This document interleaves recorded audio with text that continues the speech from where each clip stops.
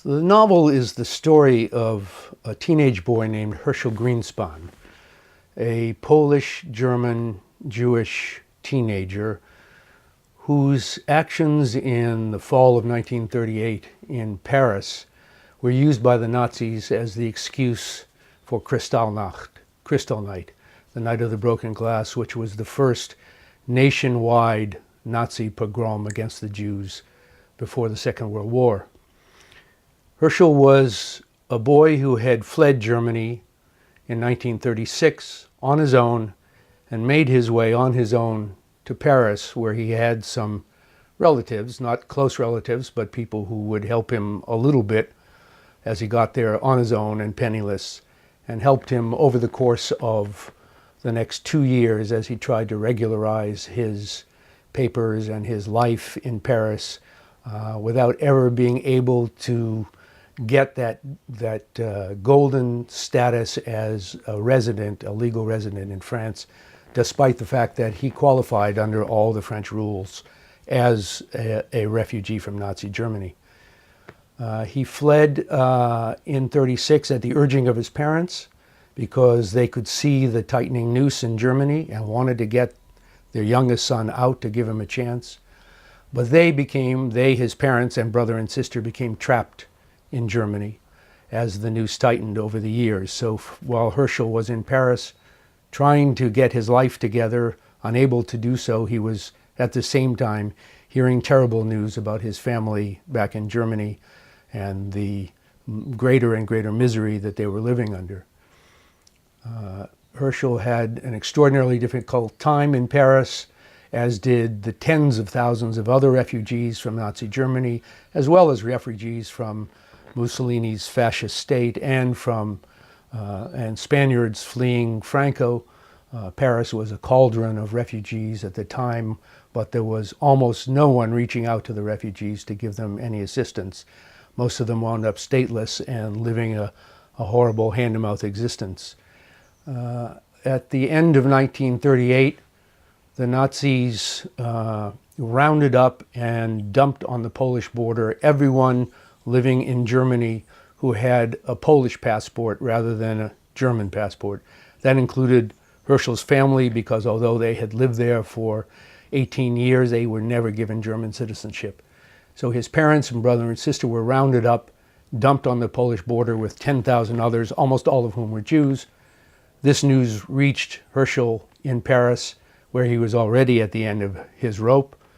He walked into the German embassy and with a pistol in his coat and shot dead a consular embassy official, a member of the Nazi hierarchy in Paris.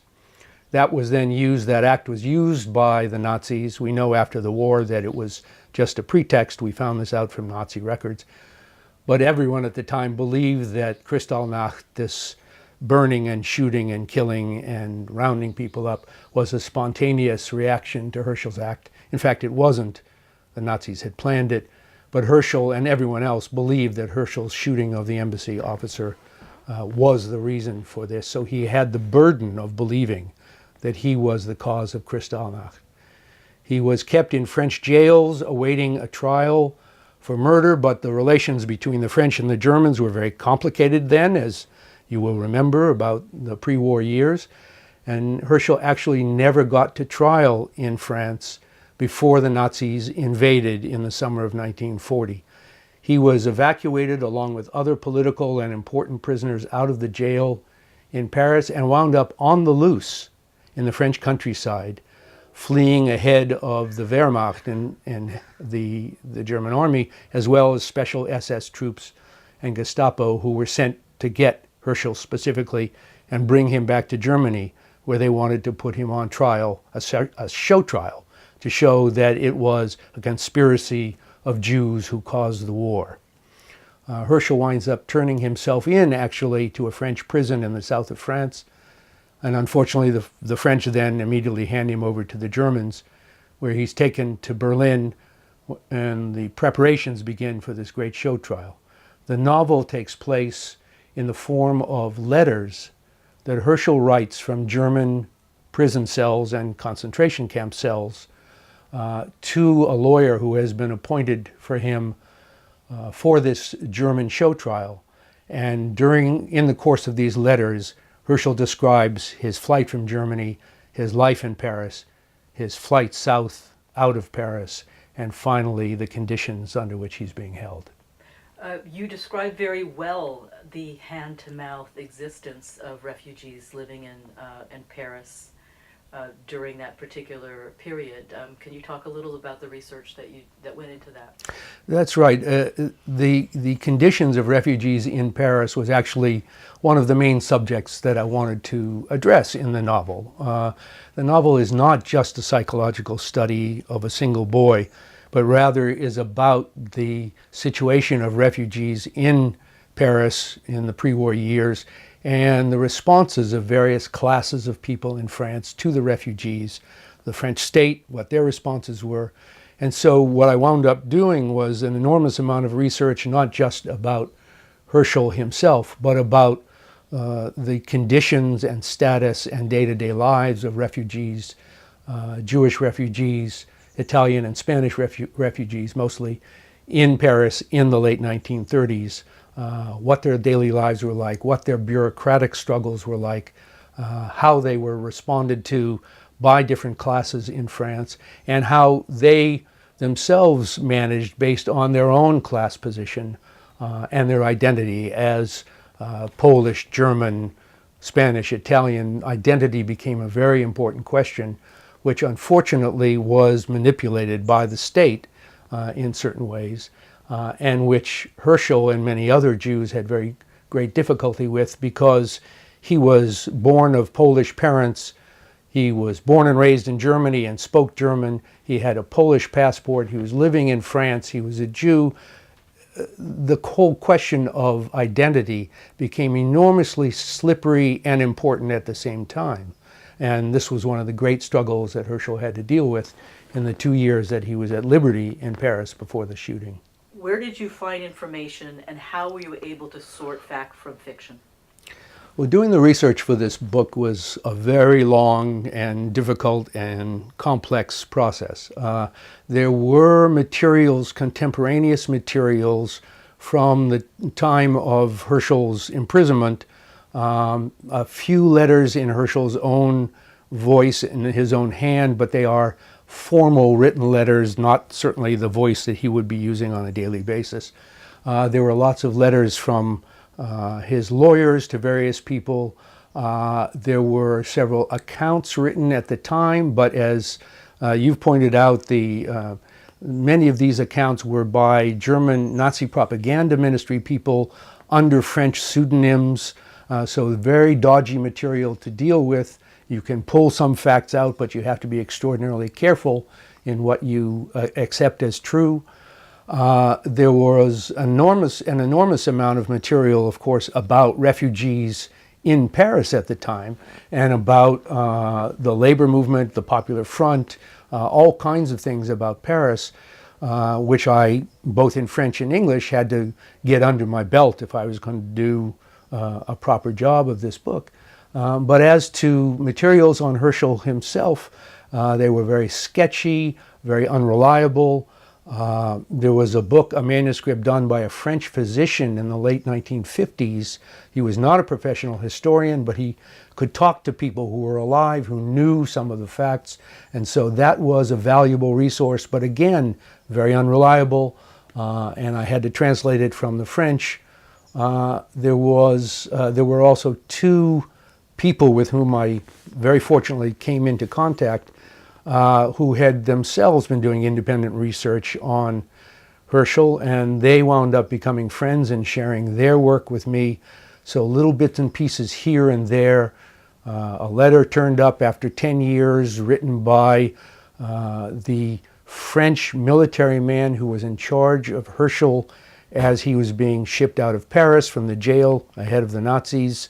So there were little bits and pieces that showed up, and I had to put them together as a mosaic, and doing the best I could as a historian, as a former criminal defense lawyer who knows how to sift evidence, figuring out what to take at face value, what to be critical of, what to be suspicious of, and creating a very spotty factual picture.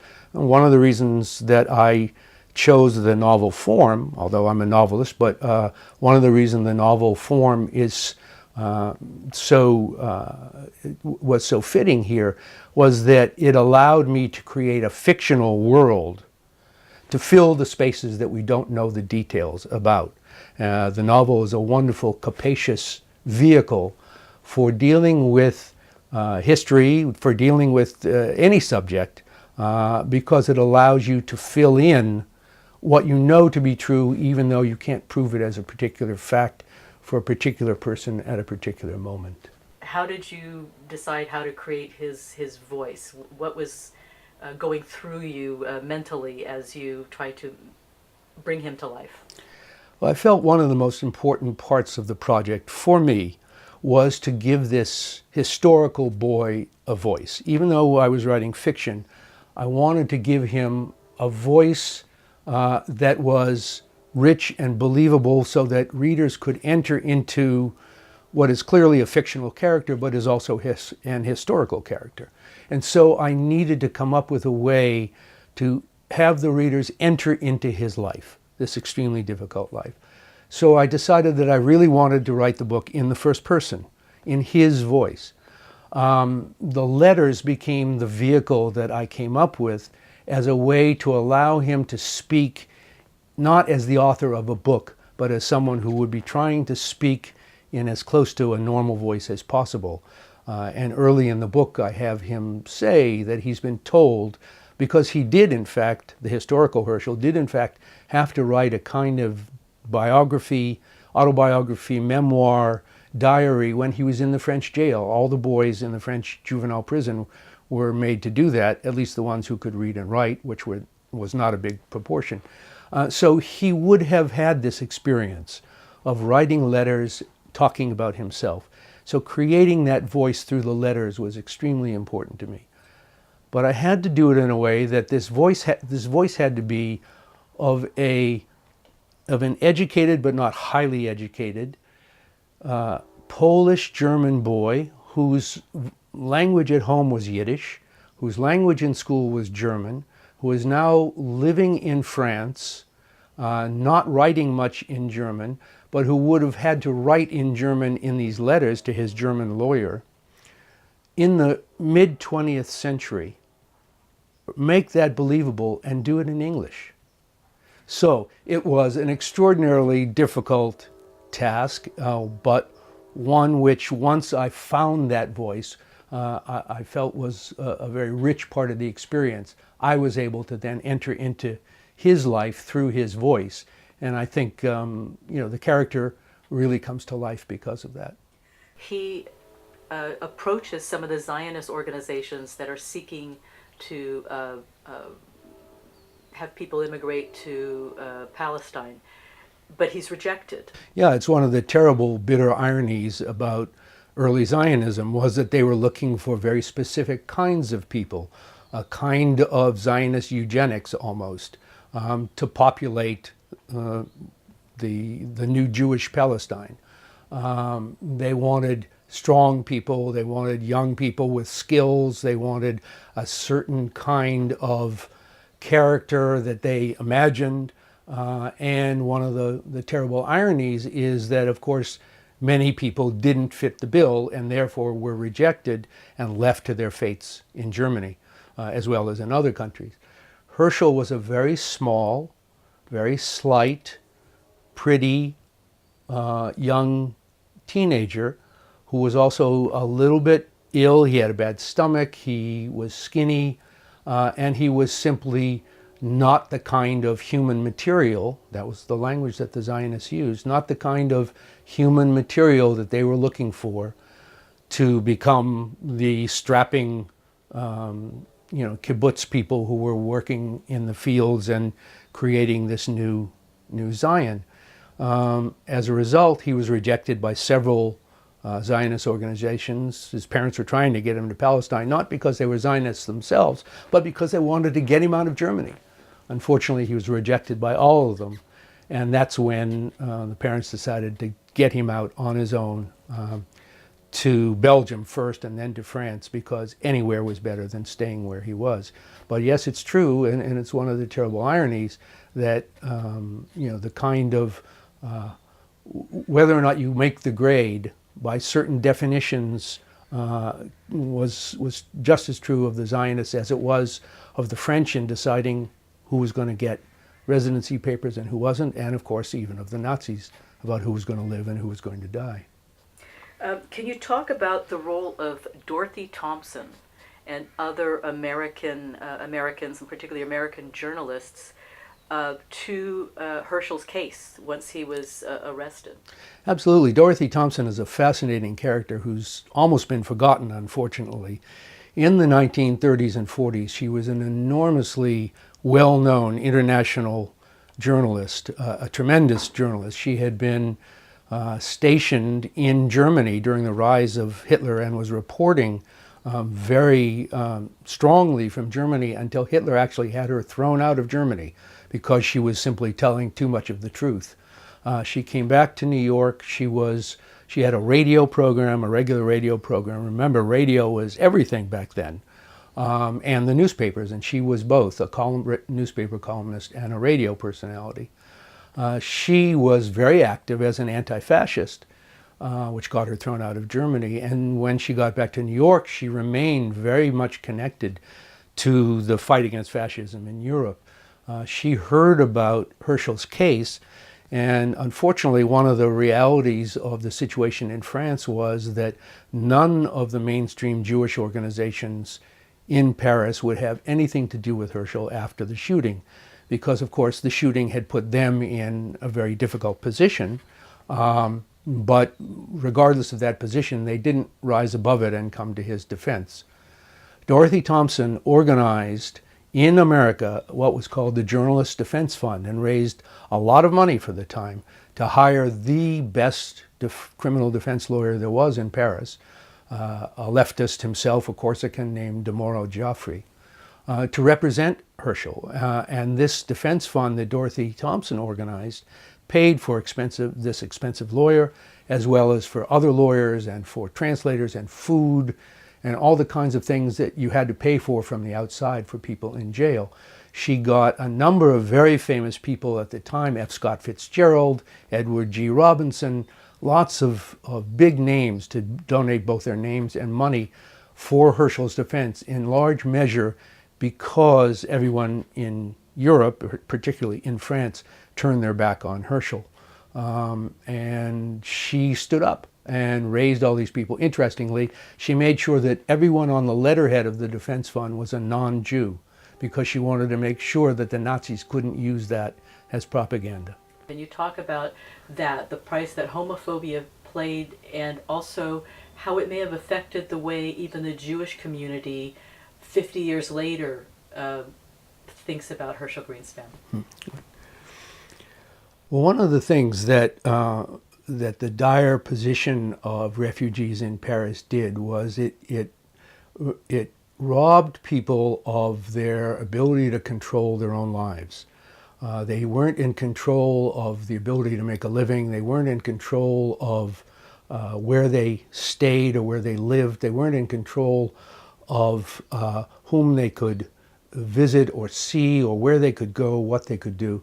And ultimately, they weren't in control of their own bodies in many cases.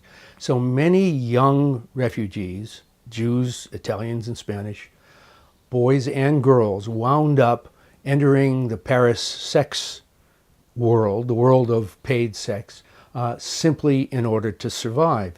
What happened was that many people had experiences there that otherwise they would not have had, and that would, certainly in the 1930s, have scandalized their families and anyone they knew. So this was an extraordinarily difficult position. In the novel, there are characters who enter into this world, teenagers who enter into the world of paid sex. And there became a question during the course of Herschel's detention about whether or not he would use a defense that in fact the killing was a crime passionnel, as the French call it, a crime of passion, between Herschel and vom Rath, the German embassy official, because of a relationship between the two. Initially, Herschel rejected that defense out of hand, partly because he didn't want to embarrass himself or his family or anyone that he knew, and partly because he wanted the trial, his trial in France, to be about shining a spotlight on what the Nazis had done to his family and were doing to tens of thousands, and of course, ultimately, we know millions of Jews in Germany. He didn't want that spotlight turned in any other direction. Ultimately, the shadow of that possible story that they had a relationship of some kind, a paid relationship, remained with the Nazis and with Herschel throughout his captivity and leading up to the big show trial that the Nazis proposed in Germany and ultimately did not hold. The question of whether there was a paid relationship between vom Rath and Herschel was never determined, but the Nazis were so homophobic that the possibility that Herschel would even raise this question, even if they could shoot down all of his assertions about it, terrified enough of the people in the Nazi hierarchy that they had grave doubts about going ahead with the trial. So it was very interesting that not only the Nazis, but then of course everybody else involved in Herschel's case were also very, very frightened to pick up the mantle of this story. Herschel certainly didn't want his family to believe the story. Also, organizations, Jewish organizations, left organizations who might have come to his aid were scared off by this story at the time of his arrest in Paris because rumors circulated very quickly about it. So it's fascinating to follow this sidetrack of how homophobia, both among the Nazis and among the French of that time, affected the way in which this case played itself out. Describe your writing process. Well, my writing process, of course, in this case involved many years of research before I ever put a pen to paper or a cursor to the screen. Because I was writing about a historical character and because I cared very much about the historical period, the research I did for this case was massive, for this book was massive. And once I had discovered the way in which I was going to use Herschel's voice through the letters and had marshaled all my evidence, then the writing began. It was probably a decade of research, not full-time by any means, before I ever started writing. And then the writing process itself took about 3 years. I'm a morning writer. I get up early, have my coffee, and sit down immediately while my head is clear, where nothing else has entered into my mind yet, and I sit down at my desk and begin working, and usually work for several hours straight in the morning. And that's about as much as I can do in any one sitting. Then I'll take a break and do my errands and take a walk and do whatever other work has to be done, do paid labor, and then usually come back to look at whatever I've worked on in the morning, later in the day, in the late afternoon or early evening, partly to go over what I've done and then partly to set up my mind for that first thing the next morning start, so I'm fresh. So that's my general writing pattern. I know a lot of people like to know how writers work, and of course there are late night people and there are middle of the day. There are people who can sit there for 6 or 8 hours straight. I'm someone who gets up early, tries to put in a hard 3 or 4 hours, and then that's it as far as writing is concerned for any given day. And then, as I said, I'll go back and look at the material I've done and also set myself up for the next day later after I've taken a break.